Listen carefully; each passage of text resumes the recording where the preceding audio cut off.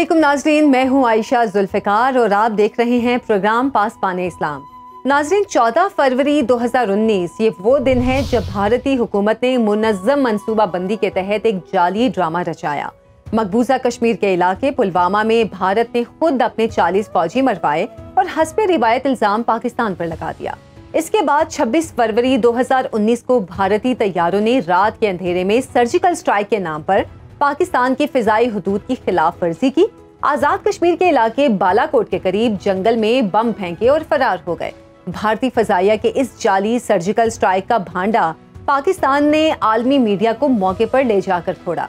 पाकिस्तान की अस्करी कयादत ने अजली दुश्मन की जानिब से रात के अंधेरे में होने वाले हमले का दो टोक जवाब दिन के उजाले में देने का ऐलान किया और फिर 24 घंटे बाद ही यानी कि 27 फरवरी 2019 को पुलवामा और बालाकोट वाक़े का ऐसा जवाब दिया जिसने भारत का गरूर खाक में मिला दिया। इसी पर मजीद बात करेंगे लेकिन एक ब्रेक के बाद। वेलकम बैक नाजरीन। मुल्की दिफा और कौमी सलामती पर बात करने के लिए हमारे साथ मौजूद हैं air vice marshal retired Shahzad Chaudhry साहब जो कि दिफाई तज्जियाकार हैं और सैयद मोहम्मद अली साहब जो कि सिक्योरिटी एनालिस्ट हैं। सर, आप दोनों को मैं प्रोग्राम में खुशामदीद कहती हूँ। आप दोनों के वक्त का बहुत शुक्रिया। शहजाद चौधरी साहब, सबसे पहले मैं आपसे पूछना चाहूंगी, ऑपरेशन स्विफ्ट रिटार्ड को 5 साल हो गए। अपने से कम 5 गुना बड़े दुश्मन को उसके मुल्क में घुसकर भरपूर जवाब देना यकीनी तौर पर शाहीनों के शायान शान है। मौजूदा इलाकाई हालात के तनाजुर में आज इस वाक़े को आप कैसे याद करेंगे? देखिए, याद करने वाली बात नहीं है, ये असल में इस चीज़ की रिफ्लेक्शन है और ये समझने की ज़रूरत है कि जो आजकल के माहौल में, आजकल के जियोपॉलिटिकल एनवायरनमेंट में जिस तरह की जंगें पॉसिबल हैं या जो हुआ करेंगी या हो सकती हैं या जो हो रही हैं, उनका जो तनाजुर है, उनका जो कॉन्टेक्स्ट हुआ, इससे मिलता जुलता है। अब वो कौमें या वो फौजें या वो एयर फोर्सेस या नेवीज़ जो कि अपने आप को इस तरह की जंगों के लिए काफ़ी अरसे से तैयार करके रखे बैठी हुई थी या तैयार थी, तो वो इस तरह के जब भी कोई इस तरह के कॉन्फ्लिक्ट आता है तो उसके अंदर अपने आप को बेहतर तौर पे शो कर सकती हैं, साबित कर सकती हैं। हमें क्या सीखना है? हमें ये सीखना है पहली बात इस चीज़ से, और जैसे आप कह रहे हैं कि याद करने की बात जहाँ तक है, एक तो ये कि हमें इसको कभी भी टेकन फॉर ग्रांटेड नहीं करना चाहिए। It is not to be taken for granted. ये शबाना रोज़ मेहनत, सालों की सोच और दिहाइयों की तैयारियों के बाद ये इस तरह की पॉसिबिलिटी या कैपेबिलिटी आती है। बिल्कुल, ये 3 चीज़ें याद रखिए, हमारे सुनने वालों के लिए भी ज़रूरी है और जो इन शोबों से ताल्लुक़ रखते हैं उनके लिए भी ज़रूरी है, क्योंकि जब तक सालों की सोच, दहाइयों की तैयारी और शबाना रोज़ मेहनत नहीं होगी तो आप उस दिन के लिए, उस मौके के लिए तैयार नहीं पाए जाएंगे जो कि आपको 2019 को देखने को मिला या फिर ईरान में जब अटैक हुआ तो उसके अंदर मिला। दूसरी बात, आपको आज इस तरह की जंगों और कैफियत के लिए अपनी कैपेसिटी और कैपेबिलिटी को बिल्ड करना होता है, अपने आप को तैयार करना होता है, सिर्फ ज़हनी तौर पर नहीं। आपको अपने जो इस्तेदाद है, कैपेसिटी है, जिस तरीके से आपने जो टूल्स ऑफ वॉर जिसे कहा जाता है, आपके वेपन्स हैं, आपके प्लेटफॉर्म्स हैं, इन चीज़ों को भी आपको अपने साथ शामिल करना होता है। अब ये ओवरनाइट तो हो नहीं सकता, इसलिए इनमें दहाइयाँ लगती हैं इस किस्म के मामलात, इस तरह की कैपेबिलिटीज़ को एक्वायर करके फिर उनको तैयार करना, होन करना, फिर लोगों को तैयार करके जो आपके ऑपरेटर्स हैं, पायलट्स हैं, कंट्रोलर्स हैं, इंजीनियर्स हैं, वो इस पर इतनी महारत हासिल कर लें कि वो एक बिल्कुल यकजा हुई मशीन की तरह इस किसी भी ऑपरेशन के अंदर काम करें। तो जो आपको स्विफ्ट रिटार्ड है वो इन तमाम चीज़ों की एक झलकी के तौर पर नज़र आता है और ये कल्मिनेशन था उन तमाम एफर्ट्स का जो कि गालिबन पाकिस्तान एयरफोर्स पिछले 15-20 साल से जिनमें जुटी हुई। बिल्कुल ठीक है सर आपने कि यकीनन ये काफ़ी दिहाइयों का एक आपकी तैयारी होती है जिसकी वजह से इस तरह के ऑपरेशन करना मुमकिन होता है। सैयद मोहम्मद अली साहब, 2019 में ऑपरेशन स्विफ्ट रिटार्ड जिसे फ़िज़ाई जंगों के आलमी माहिरीन पाकिस्तान की जानिब से बेहतरीन दिफाई कार्रवाई करार देते हैं, आप बतौर इंटरनेशनल सिक्योरिटी एनालिस्ट इसे कैसे देखते हैं? बहुत शुक्रिया जी। पहले तो ये कि मेरे लिए बड़े एजाज़ की बात है कि आपने मुझे air vice marshal Shahzad Chaudhry साहब के साथ मदऊ किया और मैं आपके सवाल के जवाब में पहले आपके नाज़रीन को याद कराना चाहता हूँ कि चंद साल पहले चौधरी साहब ने एक बड़ा प्रोफाउंड अहाता किया था स्विफ्ट रिटार्ड का इन अल्फाज में कि ये जो स्विफ्ट रिटार्ड का ऑपरेशन है इसको एक आम आदमी इस तरह समझ सकता है जिस तरह एक ऑर्केस्ट्रा होता है और उसमें एक कंडक्टर के एक हाथ की जुम्बिश के जवाब में सैकड़ों जो आलात हैं मुख्तलिफ वो एक हम आहंगी के तहत एक कॉमन ऑब्जेक्टिव को बहुत एक्यूरेटली, प्रिसाइसली और टाइमली अचीव करते हैं। तो हमारी एयर पावर जो है वो, जिस तरह भी एयर वाइस मार्शल साहब ने कहा कि वो दहाइयों की जो मेहनत है, तरबियत है, उसके नतीजे में वो प्रोफेशनल एक्सीलेंस वो हासिल कर सकी है, जिसका मुजाहरा आपने स्विफ्ट रिटॉर्ट में देखा। ये उसका ऑपरेशनल एस्पेक्ट है। लेकिन 3 पहलू उसके और हैं जो मैं मुख्तसरन आपके सामने रखना चाहता हूँ। मैं समझता हूँ कि स्विफ्ट रिटॉर्ट की ज़रूरत क्यों पेश आई और इसके खित्ते पे क्या असरात मुरतब हुए या हो सकते हैं, उस पर गौर करना ज़्यादा ज़रूरी है। पहली बात यह है कि मैं समझता हूँ कि भारत के 3 मकासद थे जो पुलवामा के हवाले से सिचुएशन क्रिएट हुई और फिर जो एक नाकाम हमला किया गया बालाकोट के ऊपर। पहला तो उसका सियासी मकसद था, जो कि लोग जानते हैं कि आने वाले इलेक्शंस में एक पाकिस्तान को एम्बेरस करके, शर्मिंदा करके कुछ anti Muslim, anti Pakistan sentiment के हवाले से वोट हासिल किया जाए। लेकिन दूसरा पहलू जो है वो ये था कि इलाकाई बालादस्ती जो है, जो रीजनल हेजमनी है, उसको भी सिंबलाइज किया जाए इस तरह की कार्रवाई के ज़रिए से। और जो तीसरा ऑब्जेक्टिव था वो ये था कि एक सर्जिकल स्ट्राइक के तहत एक न्यू नॉर्मल डेवलप किया जाए कि भारत जो है इस खित्ते में किसी भी हमसाया मुल्क के ख़िलाफ़ इस किस्म की कोई कार्रवाई कर सकता है। तो मैं समझता हूँ कि पाकिस्तान फ़ज़ाइया की जो इस्तेदाद है, जो प्रोफेशनल एक्सीलेंस है और जो रेडीनेस है, उसके तहत ये तीनों ऑब्जेक्टिव्स आपको नज़र आता है कि काफ़ी कामयाबी के साथ पाकिस्तान ने डिनाई किए, जिसका सबसे बड़ा सबूत ये है कि वज़ीर-ए-आज़म मोदी ने ख़ुद ये बात कही कि अगर हमारे पास राफेल जहाज़ होते तो नतीजा कुछ और निकलता, जो कि इस बात का हकीकी तौर पे एतराफ़ है कि जो उनके मकासद थे वो उनकी फ़ज़ाइया, उनकी सियासी क़यादत की तवक्कुआत पे पूरा नहीं उतर सकी और अचीव नहीं कर सकी थी। जबकि दूसरा पहलू ये है कि जो उनका इस रीजन में हेजमनी का ऑब्जेक्टिव है वो पाकिस्तान ने हमेशा 75 साल में डिनाई किया है। और जो तीसरा एस्पेक्ट था कि हमारे डिटरेंस की क्रेडिबिलिटी को एरोड किया जाए और एक न्यू नॉर्मल सर्जिकल स्ट्राइक के ज़रिए से अचीव किया जाए, उसको भी एक इंतहाई दंदान शिकन अंदाज में पाकिस्तान फ़ज़ाइया ने नाकाम बनाया। बिल्कुल आपने ठीक कहा। अच्छा शहजाद चौधरी साहब, जैसे कि अभी बात कर रहे थे कि ये सिर्फ कुछ सालों की मेहनत नहीं होती, ये दिहाइयों की बात होती है। दुनिया में 7वें नंबर की फिजाई कुव्वत पाकिस्तान एयरफोर्स ने 4थी बड़ी फिजाई ताकत भारत को पिछाड़ा है। आपके इसके टेक्निकल पॉइंट्स आपसे इसे जानना चाहेंगे कि ये कार्रवाई किस हद तक एक तो गैर मामूली थी और हमारे जो मशाक पायलट्स थे उन्होंने किस कदर मशाकी का मुजाहिरा किया। यकीनन एक बहुत हिम्मत चाहिए होती है आपको इस तरह की कार्रवाई करने के लिए। इसमें 2-3 चीजें हैं। देखें, पहली बात तो यह है कि आपकी सोच क्या कहती है कि अगले 15 साल के बाद, 20 साल के बाद किस तरह की जंगों की पॉसिबिलिटी है। यानी ये 20 साल पहले, 25 साल पहले किसी को सोचना पड़ता है।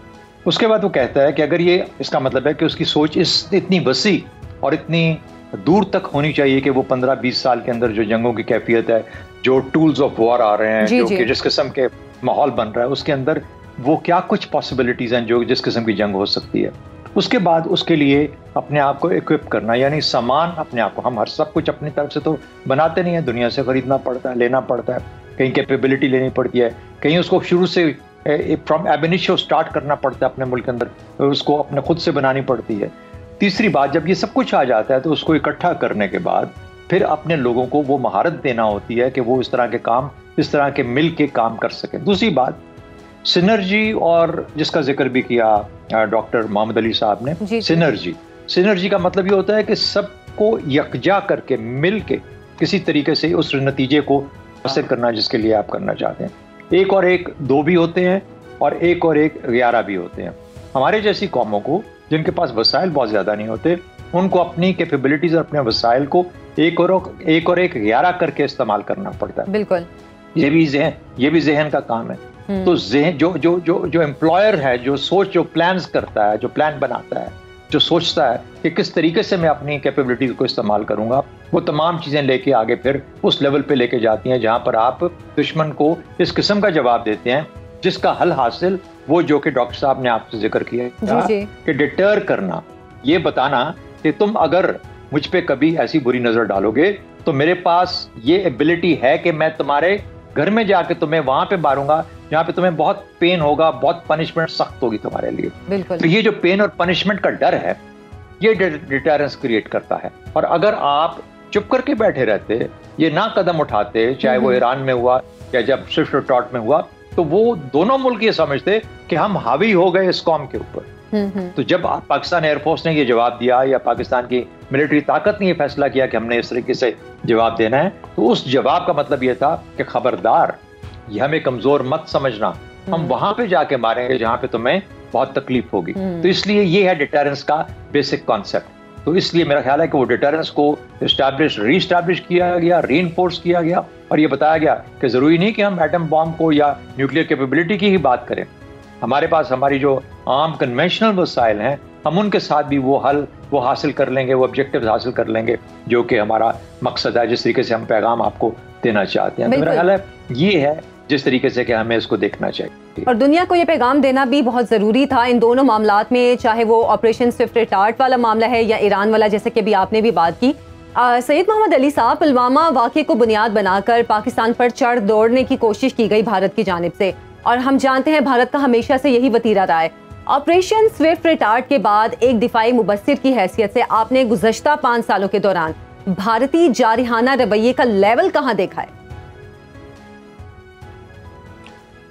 देखिए, अगर पिछले 5 साल का अहाता किया जाए तो जिसको मौजूदा मुस्तामिल इस्तिलाह में हाइब्रिड वॉरफेयर कहा जाता है, उसमें आपको भारत मल्टी डोमेन और मुख्तलिफ जहतों के अंदर पाकिस्तान के सलामती के मफादात को नुकसान पहुँचाने की कोशिश मुसलसल कर रहा है। और ये सिर्फ उसके लिए अपनी दिफाई सलाहियत पर ही भरोसा नहीं करता, बल्कि वो अपनी सिफारती असर व रसूख हो, अपना मीडिया और इंफॉर्मेशन हो, साथ ही साथ जो उसकी डायस्पोरा का रोल है उनको भी वो उसी तरह काम में लाता है, पाकिस्तान को बदनाम करने के लिए, आइसोलेट करने के लिए, इकोनॉमिकली वीकन करने के लिए, चाहे वो फैटिफ हो उसके अंदर भी वो अपना सियासी असर रसूख इस्तेमाल करने की कोशिश करता है। तो इसलिए पाकिस्तान को इस वक्त जहाँ एक जानिब हमारी दिफाई कुव्वत, तस्वीराती कुव्वत इंतहाई मुस्तनद और पूरी दुनिया के सामने एक एहतराम का और एक बहुत बड़ी एक क्रेडिबल सलाहियत की शक्ल में मौजूद है, लेकिन साथ ही साथ हमें सफारती सतह पे, इंफॉर्मेशन डोमेन में और इकॉनमी की डोमेन में भी अपने मफादात को और अपने असर रसूख को दुनिया में बढ़ाने की ज़रूरत है, क्योंकि इन डोमेन्स में भारत मुसलसल ग्लोबल लेवल पे पाकिस्तान के मफादात को नुकसान पहुँचाने की कोशिश कर रहा है और करता रहा है। अलबत्ता मैं एक मुख्तसर ये बात कहता चलूँ कि हमारी कौम के लिए ये बात जानना बहुत खुशाइंद होगी कि अभी जो हाल ही में ऑपरेशन मर्ग बसरमचार किया गया, उसमें और स्विफ्ट रिटॉर्ट में क्वालिटेटिव फ़र्क जो है वो ये बात साबित करती है कि पिछले 5 साल में हमारी एयर पावर की कैपेबिलिटी, कैपेसिटी, महारत और इस्तेदाद में बहुत बेपनाह इजाफा हुआ है। और मैं समझता हूँ इस ऑपरेशन की कामयाबी, इसकी सूरत और जिस तरह एयर वाइस मार्शल साहब ने कहा, इसकी जो सिनर्जी है, इसकी जो हम आहंगी है हमारी डिप्लोमेसी के साथ, हमारी इंफॉर्मेशन के साथ, हमारी स्ट्रेटेजिक सिग्नलिंग के साथ, इसकी वो बहुत इम्पॉर्टेंट है कि हमें दुनिया एक जिम्मेदार एटमी ताकत के तौर पे देखे कि जिसकी अमन की ख्वाहिश को कमज़ोरी ना समझा जाए, लेकिन कभी भी उसकी सॉवरेंटी, सिक्योरिटी को अगर चैलेंज किया जाएगा किसी भी जानिब से, तो हमारे पास प्रोपोर्शनेट और एक्यूरेट और टाइमली रिस्पांस की बहुत सी ऑप्शंस मौजूद हैं। लेकिन पाक फ़ज़ाइया जो है वो हमेशा पाकिस्तान की जो अवाम की तवक्कुआत हैं, कौमी सलामती के जो तकाज़े हैं उसके ऊपर पूरा उतरती है। और यकीनन जिस तरह हमारे कायद-ए-आज़म ने कहा था, it remains after 75 years an air force second to none. बिल्कुल। और जैसे कि मैं पहले भी बात कर रही थी, पूरी दुनिया को ये पैगाम देना भी बहुत ज़रूरी था कि हमारी तमाम फोर्सेज हर वक्त तैयार हैं। शहजाद चौधरी साहब, हम मुख्तलिफ ऑपरेशंस को देखते रहे हैं, चाहे ऑपरेशन रद्दुल फसाद है या फिर ज़रब अज़ब है या दूसरे ऑपरेशंस थे, उनके नाम के बैकग्राउंड्स भी होते थे। पाकिस्तानियों के जहनों में ये सवाल भी आता है कि इस ऑपरेशन को स्विफ्ट रिटार्ट का नाम क्यों दिया गया? स्विफ्ट रिटार्ट का मतलब होता है कि फौरी जवाब। तो जवाब तो हिंदुस्तान ने सवाल पूछा था तो उसका जवाब फौरन दे दिया गया। ये जो जवाब दिए जाते हैं ना, तो वो ये दिए तो फौरन जाते हैं, लेकिन ये ऐसे बनते नहीं हैं जवाब। ये जवाब बनाने के अंदर बहुत सालों लग जाते हैं, बड़े लोगों की मेहनत शामिल होती है, बहुत लोगों का पसीना बहाया जाता है, उसके बाद जाके इस तरह के फौरन जवाब दिए जाते हैं। तो ये इसके लिए जिसे कहते हैं कंसेप्शन, कंसीव करना कि ये होगा कब, ये किस तरह का होगा। तो ये जब पाकिस्तान एयरफोर्स, देखिए एक बड़ा अरसा हम लोग अपने मिलिट्री डॉक्ट्रिन के अंदर, सोच के अंदर हम हमेशा रहे कि पाकिस्तान की दिफाई कुव्वत, हम बिल्कुल बेशक स्ट्रेटेजिकली आज भी हम ये कहते हैं कि दिफाई कुव्वत, लेकिन इस दिफा का आजकल के ज़माने के अंदर एक एलिमेंट बहुत ज़्यादा जो इम्पोर्टेंट है वो ऑफेंसिव का भी है। जब तक आप दुश्मन को ऑफेंसिव का खौफ नहीं देंगे उस वक्त तक आप अपना डिफेंस पक्का नहीं कर सकते। तो वो जो ऑफेंसिव आर्म है आपकी मिलिट्री कैपेबिलिटी की, वो पाकिस्तान की मिलिट्री कैपेबिलिटी की, वो पाकिस्तान एयरफोर्स है। ये ऑफेंसिव आर्म है। इसको जब आप डिफेंसिवली इस्तेमाल करेंगे तो इसको अपनी हैसियत से बहुत कम इस्तेमाल करते हैं। तो ये एक बहुत बड़ी तब्दीली हमारी सोच के अंदर कोई 80s के बाद हमें देखने को मिली। हमने सोचा कि नहीं, हम गलत तरीके से सोचते हैं, और इसका ये बहुत कैपेसिटी है इसके अंदर, और दुनिया भर में इसका एक नया मिजाज उभरा इस पाकिस्तान किसी भी फजाई फौज को इस्तेमाल करने का, जो कि फिर हमने बहुत बेहतर अंदाज में इसको जम किया, बहुत सोच हुई इसके बारे में, और उसके बाद फिर इसको इस तरह से तैयार किया गया। तो स्विफ्ट रिटॉर्ट ऐसे बनते हैं, ये फौरन on the spur of the moment कभी नहीं बनते, ये काफ़ी अरसे के बाद बनते हैं। लेकिन जब जाता है, जवाब जाता है, तो वो ऐसा ही जाता है कि इससे स्विफ्ट हो नहीं सकता था। देखिए एक और चीज़ याद रखें, अभी हम बात कर रहे थे ईरान के ऑपरेशन और स्विफ्ट रिटॉर्ट की। स्विफ्ट रिटॉर्ट एसेंशियली एक एयर, जिसे कहते हैं ना, एयर सुपीरियरिटी वाला मिशन था। वो एयर सुपीरियरिटी, यानी एयर सुपीरियरिटी मतलब कि फजा में किसकी हाकमियत है, ऐसे ही फजाई हाकमियत तो मेरे पास है या दुश्मन के पास है। तो मैंने दुश्मन को बताया कि ये हाकमियत मेरे पास है, ये मैं इसको अपने आप को, अपनी हाकमियत एस्टैब्लिश कर सकता हूँ, sovereignty over an air space जहाँ पे मैं चाहूँ। ये पाकिस्तान का सबसे बड़ा। और जो ईरान वाला हुआ था, ये पाकिस्तान की वो ऑफेंसिव कैपेबिलिटी के अगर मैं निशाने बनाना चाहूँ जमीन पे किसी भी जगह पे, तो लो एक निशाना तो ये रहा। आइंदा कभी हिम्मत मत करना मेरे बॉर्डर्स के अंदर आके इस तरह का हमला करने की। जो भी था, हमने तो वो हमने तो पाकिस्तान के दुश्मनों को ये जवाब दिया। ईरान तो हमारा दोस्त मुल्क है, लेकिन इससे एक पैगाम पूरे रीजन में और जो आसपास के मुल्क हैं वहां बड़ा वाज़े चला गया कि न सिर्फ वो फजाई हाकमियत, बल्कि जमीनी निशानाबाजी जब आएगी, जमीन पे अटैक करने का वक्त आएगा, एलिमिनेट करना पड़ेगा। और एक और आपने इनका जिक्र किया, ये जो हमारी रद्दुल फसाद और बाकी ये जो है, आपको ये अंदाजा नहीं है कि इनके अंदर पाकिस्तान एयरफोर्स का कितना बड़ा रोल रहा है, from active operations to support operations. यानी उसके बगैर बहुत सारी चीजें नामुमकिन हो जाती। ये ऑपरेशंस कितनी सक्सेसफुल तकमील ही ना हो पाती अगर पाकिस्तान एयरफोर्स अपने रोल अदा ना करती। आज भी कर रही और करती रहेगी, क्योंकि ये भी एक हमारा मिशन है।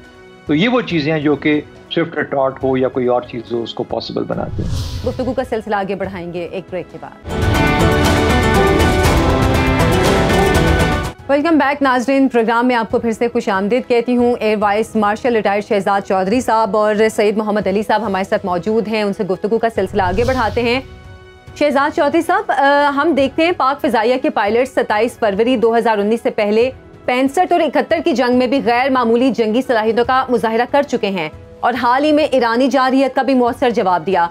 हमारी महदूद ताकत और वसाइल के बावजूद MM आलम जैसे पायलट्स हम कैसे पैदा कर लेते हैं? ये हो कैसे जाता है? ट्रेनिंग क्या हमारी ऐसी होती है?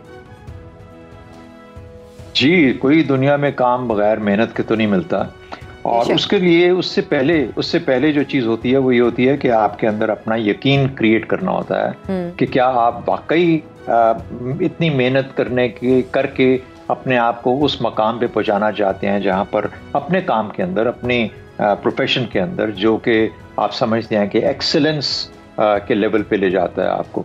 तो कुछ रिवायती तौर पर पाकिस्तान की जो फ़ज़ाई फोर्स है, जो फ़ज़ाइया है, इसके जो एहलकार हैं, वहाँ पर एक एक्सीलेंस का माहौल शुरू से ही हमारे साथ चल रहा है। यानी हर कोई ये चाहता है कि वो जो कर रहा है इससे बहुत बेहतर करे, और फिर उसके बाद एक मुकाबले की फिजा भी होती है, क्योंकि हमारा तो काम ही ऐसा है जिसमें कि आप एक दूसरे के मुकाबिल हर मिशन एक जंग का मिशन है, तो आप कभी उसका हम 2-4 दूसरी तरफ होंगे, 2-4 इस तरफ होंगे, तो आपने दूसरी साइड पे हावी होना होता है। अपने ही लोग एक अपोजिंग साइड बन जाती है, क्योंकि उस वक्त ज़ाहिर है ये पीस टाइम की ट्रेनिंग होती है। तो कहने का मतलब ये हुआ कि ये जो हावी होना, ऊपर जाना, अपने आप को बेहतर करना, अपनी गलतियों को कम करना, अपनी गलतियों से सीखना, अपने नॉलेज लेवल को बहुत बढ़ाना, अपने जो आपका प्लेटफॉर्म है उसको बिल्कुल ऑप्टिमल लेवल पे इस्तेमाल करना, ना सिर्फ स्किल के तौर पे लेकिन एक नॉलेज के तौर पे भी। मुझे पता हो कि मेरे पास जो कैपेबिलिटी है मैं इसको किस हद तक किस बेहतर अंदाज में इस्तेमाल, तो ये एक कॉम्बिनेशन है उस बिलीफ का और उस यकीन का कि मैं या as a pilot of Pakistan air force या as an officer of the Pakistan air force, मैं अपने काम के अंदर अपने महारत की वो लेवल देखना चाहता हूँ जो कि बहुत ही सुपीरियर लेवल की है, सब लोग कहें वाकई में बहुत कमाल का। तो ये जो एक रिवायत है ये बहुत मजबूत है पाकिस्तान एयरफोर्स के अंदर। तो मेरे ख्याल में इस चीज़ ने उस रिवायत को, अल्लाह का शुक्र है कि हम ख़त्म नहीं हुई और ये कायम व दायम है। दूसरी बात, हमारे यहाँ शांति बहुत होती है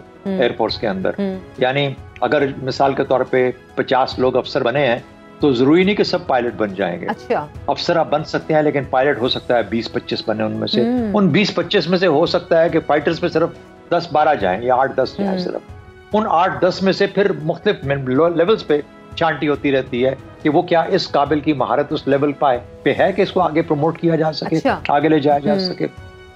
तो ये हो सकता है कि आपने सफर तो शुरू किया था कोई 35 साल पहले 50-60 की नंबर के अंदर, लेकिन आखिर में जो आप रह गए उस लेवल पे पहुंचने के बाद तो सिर्फ 1 या 2 रह गए। इसमें लोग शहादतें भी लेते हैं, उसमें लोग पीछे भी रह जाते हैं, उसमें लोग उस लेवल पे भी नहीं पहुंच पाते जहां पर तवक्को की जाती है।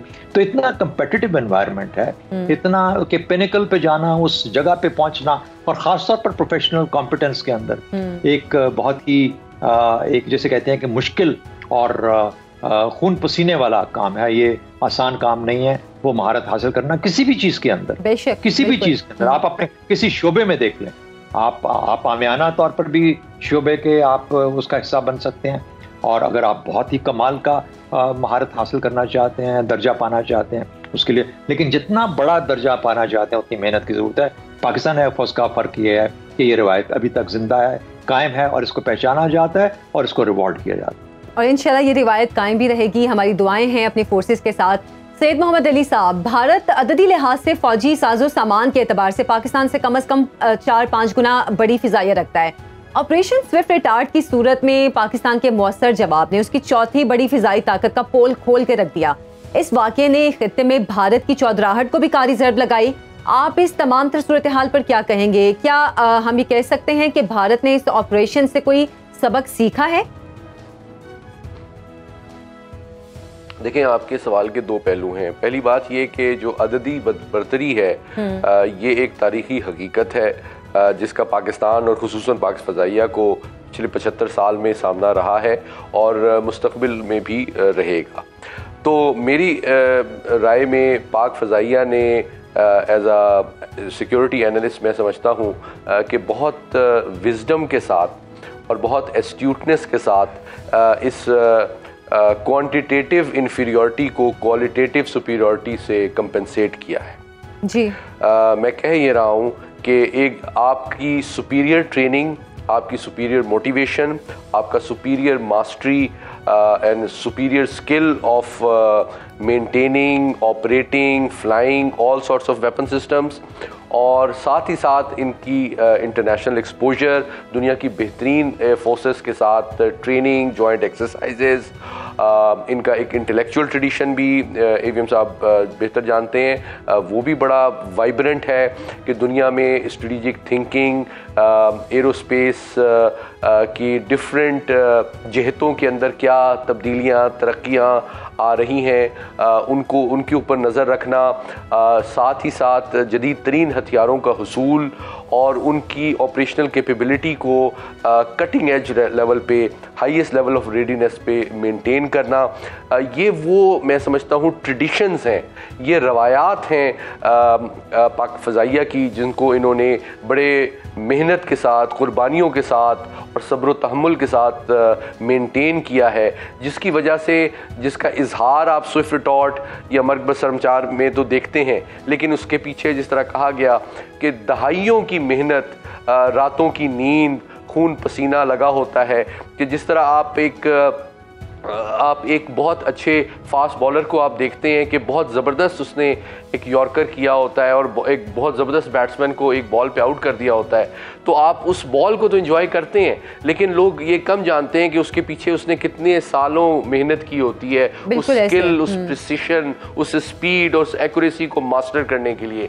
तो पाक फ़ज़ाइया का जो रोल है वो इस खित्ते में अमन को बरकरार रखने के लिए है, दुश्मन की गलतफहमी को दूर करने के लिए है, पाकिस्तान की कौम का सर फ़ख्र से बुलंद करने के लिए है, पाकिस्तान की कौमी सलामती की एक फर्स्ट लाइन ऑफ डिफेंस है और एक symbol of pride for the nation है।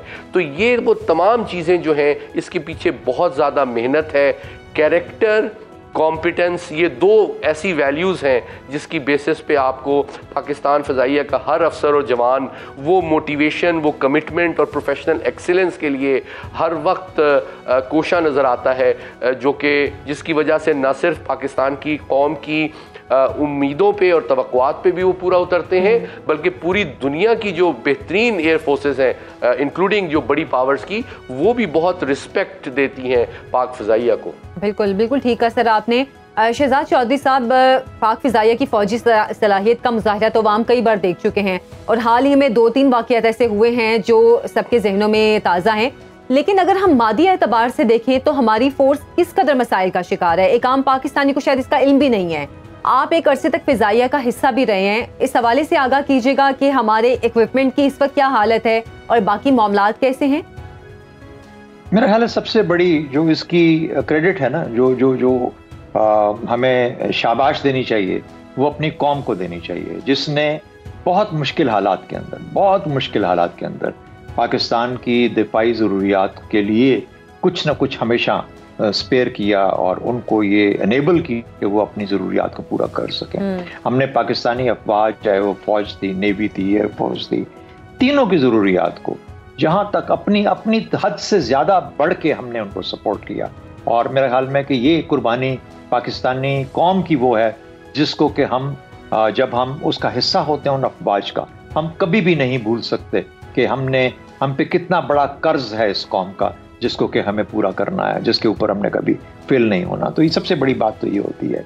दूसरी बात देखिए, हम एक दरमियानी किस्म की हमारी माशी, अब तो उससे भी दिगरगुं हो गए हालात थोड़े से ज़्यादा, लेकिन उसके बावजूद पाकिस्तानी कौम और पाकिस्तानी हुकूमत और पाकिस्तानी निज़ाम जो है वो पाकिस्तान की अफवाज को सस्टेन किए हुए है, और इसमें अल्लाह का बड़ा शुक्र और करम है कि इस तरीके से मुमकिन हो रहा है और हो सका है। पाकिस्तान की ज़रूरियात हर वक्त जो आपको चाहिए होता है उसे हमेशा हम कम ही पूरा करते हैं, लेकिन ये अददी या ये जो कैपेसिटी और कैपेबिलिटी जो है ये बेशक अपने वक्त पे पूरी होनी चाहिए, लेकिन जब नहीं है तो उस वक्त क्या करना है। इम्तिहान उस वक्त आता है जब ये चीजें नहीं होती हैं आपके पास, उस वक्त आप किस तरीके से खड़े होकर उसका मुकाबला करते हैं। इसलिए जब एक खास कैपेसिटी कैपेबिलिटी पाकिस्तानी एयरफोर्स के पास बड़ा अरसा नहीं थी, तो उस दौरान में हमने, और दुश्मन के पास थी, हमारे पास नहीं थी, लेकिन उस दौरान में हमने सारा वक्त इस चीज पर सर्फ किया और हमने अपने आप को तैयार किया कि जब हम दुश्मन का मुकाबला करेंगे, जिसके पास ये कैपेबिलिटी है मेरे पास नहीं है, तो उसका मैं मुकाबला कैसे करूंगा, उसको मैं कैसे डिफीट करूंगा। तो मैं उसको उस ताकत की बिना पे जो उसके पास है और मेरे पास नहीं है, मैं उसको अपने ऊपर हावी नहीं होने दूंगा। तो आप क्रिएटिव थिंकिंग के साथ, क्रिएटिव सॉल्यूशंस के साथ, क्रिएटिव एम्प्लॉयमेंट के साथ, क्रिएटिव सिनर्जीज के साथ आप उन चीजों को कवर अप करते हैं जो आपके अंदर शॉर्ट फॉल्स होते हैं। एक बात। दूसरी बात ये याद रखें कि दुश्मन भी कोई 10 फुट बड़ा नहीं है, 10 फुट ऊंचा नहीं है, उसके भी मसाइल हैं, उसके मसाइल शायद हमसे बहुत ज्यादा है, हमसे बहुत ज्यादा उसके मसाइल हैं, तो उसको भी वो अपने मसाइल को देखना होता है। तो मेरी नज़र सिर्फ अपनी कमियों बेशियों पे नहीं है, मेरी नज़र दुश्मन की कमजोरियों पे भी है, उसकी कमी बेशियों पे भी है, उसकी ज़हनी इस्तात पे भी है कि वो कितना काबिल है, कैसी सोच रखता है, और वो क्या वो सब कुछ कर सकता है जो उसके पास है। तो कहने का मतलब ये हुआ कि ये डायलेक्टिक है दो विल्स का, आपस में दो ज़हन है जो आपस में जो टकरा रहे हैं, उन ज़हनों का एक शक्ल नजर आती है जब आप किसी कॉन्फ्लिक्ट में, किसी जंग में फोर्सेस को एम्प्लॉय या डिप्लॉय करते हैं। तो ये वो चीज़ है। मेरा ख्याल है पाकिस्तान की तमाम मिलिट्री थिंकिंग जो है वो उस लेवल पे एग्जिस्ट करती है जहां पर हम ऑपरेशनल रेडीनेस के अंदर ऐसे हैं जैसे कि हम हर वक्त जंग के लिए तैयार हैं। हमारी लेवल ऑफ रेडीनेस वो होता है कि हर मौके, हर लम्हे पे हम जंग के लिए तैयार हैं। तो हमने कभी ये नहीं सोचा कि मेरे पास कमी क्या है, हम हमेशा ये देखते हैं कि मेरे पास क्या है और इसका बेहतरीन इस्तेमाल क्या है। हम ज़ाया नहीं करते जो वो वसाइल जो हमें कौम देती है, हम उनको बस ज़ाया नहीं होने देते। हम एक एक चीज़ को उस तरह से और फिर जो मिलता है उसको बेहतरीन कैसे इस्तेमाल किया जा सकता है। तो ये वो चीज़ें हैं जिससे कि हम पाकिस्तानी होने के नाते अपनी लिमिटेशंस को जानते हुए हम बेहतर तौर पे उसके बावजूद अपनी तैयारी को मुकम्मल रख सकते हैं और अपनी तैयारी कर सकते हैं। बिल्कुल, और ये मैसेज देना भी बहुत ज़रूरी होता है, चाहे वो किसी भी फॉरम पे हो, चाहे वो मीडिया के फॉरम पर हो या किसी और फॉरम पे, कि हमारी फोर्सेस हर वक्त तैयार हैं। तो ऐसी कोई हरकत ना करें कि जिस पे अगर आप एक काम करें तो आपको डबल इसका जवाब मिलेगा। सैयद मोहम्मद अली साहब, मखसूस स्ट्रेटेजिक जोग्राफिया और इलाकाई सियासत के अगर हम तनाजुर में देखें तो भारत की जानिब से हमेशा ही चैलेंजेस का सामना रहा है हमें। एक राय ये भी है कि पाक भारत ताल्लुकात में बेहतरी से कशीदगी का गला हमेशा के लिए घूंटा जा सकता है, लेकिन हमने देखा है कि पाकिस्तान ने अक्सर और बेशतर मौक़ों पर इस मामले में पहल भी की है और भारत का रद्द-ए-अमल हमेशा अफसोसनाक ही रहा है। ऐसा क्यों है?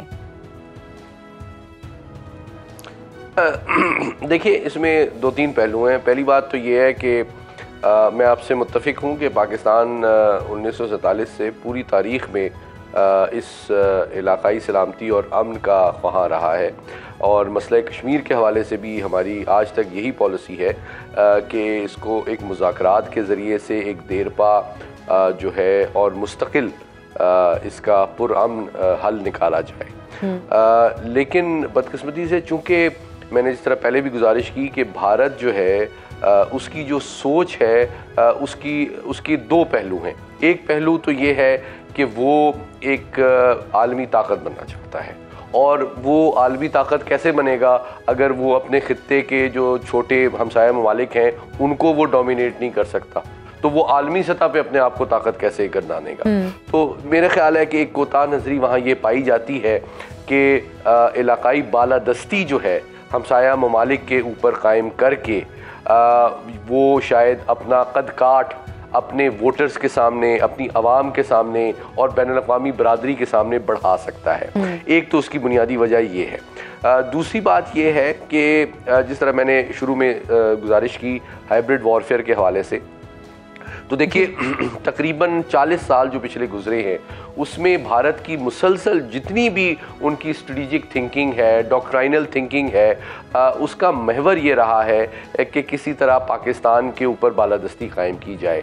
वो आप सुंदर जी डॉक्ट्रिन से लेके ये सर्जिकल स्ट्राइक तक जितनी भी उनकी डॉक्ट्रिन्स और थिंकिंग थी उसका जो मरकज़ और महवर था वो पाकिस्तान को नाकाबिले यकीन नुकसान पहुँचाना ही था। तो ये उनकी जज्बाती, नफ्सियाती, तारीख़ी और नज़रियाती एक ख्वाहिश है जिसका अमल जो है, जिसका अमली मुजाहरा जो है बालाकोट के ऊपर स्ट्राइक या किसी गैर ज़िम्मेदाराना हरकत के तौर पे देखते हैं। लेकिन जब 1998 में पाकिस्तान ने अपनी जौहरी सलाहियत को दुनिया के सामने उसका मुजाहरा किया, तो उसके बाद भारत की जो स्ट्रैटेजी है उसमें एक बुनियादी तब्दीली ये आई कि उन्होंने इस बात को रिकॉग्नाइज़ किया कि अब एटमी ताकत के ख़िलाफ़ बाज़ाब्ता बराह रास्त जंग शायद एक ऑप्शन नहीं है। इसलिए फिर उन्होंने अब दहशतगर्द तंजीमों की पुष्पनाही शुरू कर दी, और पिछले 25 साल के दौरान आपको नज़र आता है कि पाकिस्तान ने जो बुनियादी तौर पे तकरीबन 80,000 से ज़्यादा शहादतें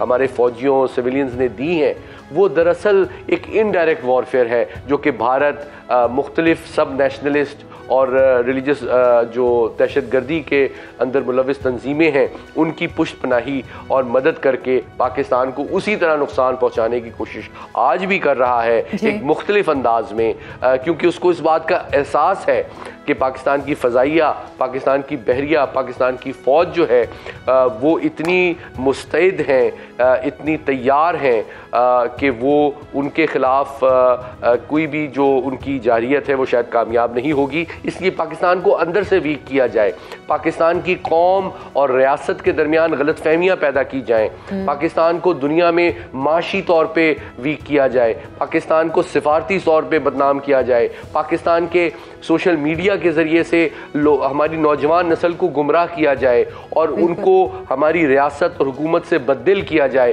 ताकि वो अपनी तवानाई और अपने ख्वाब जो हैं उनको वो ज़ाया करे, पाकिस्तान के मसाइल के हल के बजाय, पाकिस्तान की तरक्की और खुशहाली के बजाय एक दूसरे को ब्लेम करने में और एक दूसरे को मुर्दे इल्ज़ाम ठहराने में। तो हमें दुश्मन की इस साजिश को, इस सोच को, इस हिकमत अमली को समझना है और आप जैसे लोगों के ज़रिए से, मीडिया के ज़रिए से लोगों को समझाना है कि अगर हमारे घर में कोई मसाइल और चैलेंजेस हैं भी तो उनका हल ये है कि हम मिल बैठ के हकीकत पसंदाना अंदाज में अपने वसाइल से उनको सॉल्व करने की कोशिश करें, बजाय कि हम एक दूसरे को मुर्दे इल्ज़ाम ठहराएं और हम दुश्मन के एजेंडे को कि हम एक दूसरे को मज़ीद कमज़ोर और वीक करने की जो कोशिश है उसको आगे बढ़ाने का ज़रिया बने। और 5th जनरेशन वॉरफेयर भी यही है कि उस मुल्क के नौजवानों को टारगेट किया जाए कि उनमें आपस में नफरत फैलाकर हुकूमत के खिलाफ या इदारों के खिलाफ इस तरह का रवैया पैदा किया जाए जो कि उस मुल्क को कमज़ोर करने का बायस बनते हैं। यकीनन हमें इस कोशिश को नाकाम भी बनाना है।